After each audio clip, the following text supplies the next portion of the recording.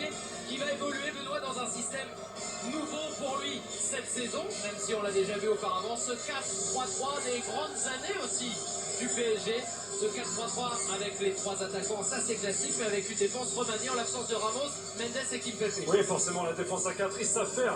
L'interrogation ce soir, c'est de savoir si Neymar va rester côté gauche, si Messi va rester côté droit. Christophe Galtier les a mis au centre du jeu dans son système qu'il affectionnait avec ces trois défenseurs. Aujourd'hui, on va voir beaucoup de choses différentes, mais ça va être intéressant justement à ce niveau-là. Vous avez aperçu l'arbitre en espérant qu'on entendra le moins possible parler de lui. Ce sera un bon signe. Clément Turpin, il a arbitré quand même la finale de la dernière Ligue des Champions. Il sera à la Coupe du Monde. Il a un peu d'expérience. C'est lui qui sera au cœur du jeu aujourd'hui pour ce 103e classique de l'histoire. Kylian Mbappé, Léo Messi, titulaire d'un côté.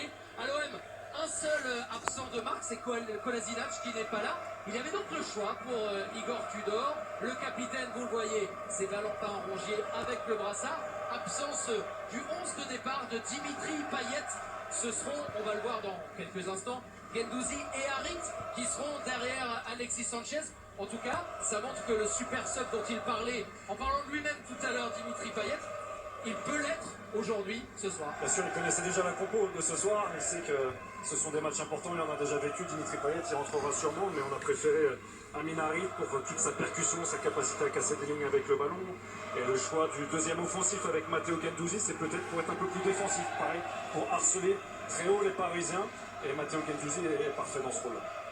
Le sourire de Christophe Galtier avant la fureur du jeu et avant la compo de l'OM que voici, le 3-4-2-1 classique désormais d'Igor Tudor et des siens. Oui, classique, et on va savoir aussi où vont se positionner Nuno Tavares et Jonathan Klaus.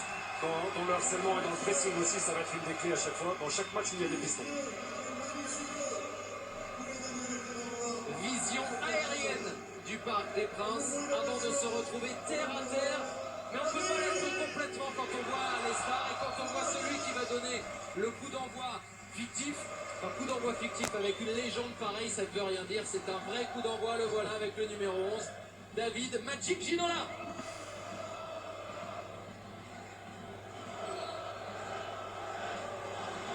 Et oui, encore le bon pied.